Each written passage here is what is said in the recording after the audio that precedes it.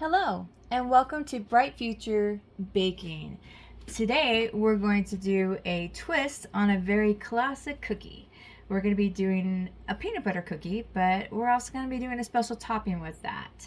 So we're going to go ahead and do a peanut butter and jelly cookie, which I thought sounded really good and really fun because I remember as a kid always loving those peanut butter and jelly sandwiches, but instead of peanut butter, we're going to be using almond butter.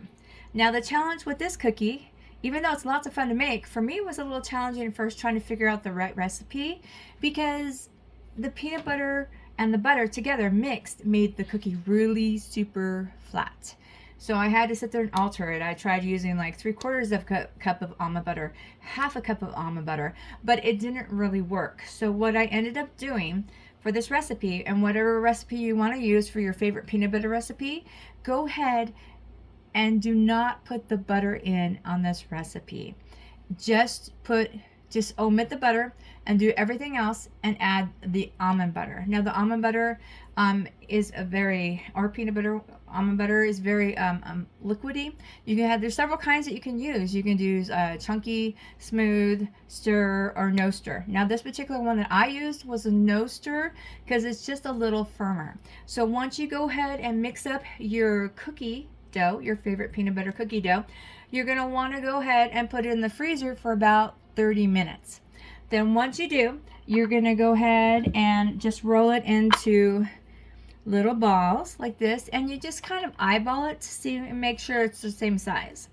Then once you have that in, go ahead and put it in the container and put it in the freezer for another 30 minutes. So once that is frozen, what you're going to want to do is you're going to take your thumb and you're just going to stick it right in the center of the cookie and just push it on down. Okay. Now, if you notice that on the sides a little bit it pushes out, that's okay. You can just sit there and just rub that back in. But now we're going to take our finger and just kind of push. It's almost like you're in a ceramics class in a way. Just go ahead and push that out, the crevice out a little further, while still making sure you have a nice firm base. Pinching from both sides, but not too thin. But this does make a wider reservoir area for us to put the jelly, as you can see right there. And you want to make sure that you have a good base on the bottom so that the jelly doesn't go through. So you're going to go ahead and take your jelly, your favorite jelly that you like. I'm using strawberry. Okay, and we're just going to go ahead and fill it right in there. Just put a little more in. You want to put enough to cover or fill the crevices but not overflow.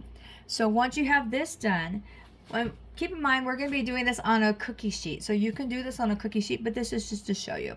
So once these are on the cookie sheet, you put them in the oven and do make sure, I cooked mine at 300 for 12 minutes.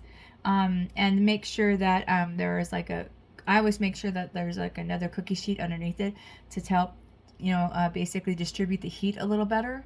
But anyways, so once that is nice and cooked, we're going to go ahead, or nice and baked, we're going to go ahead and get our final product. All right, and so this is what the final product looks like.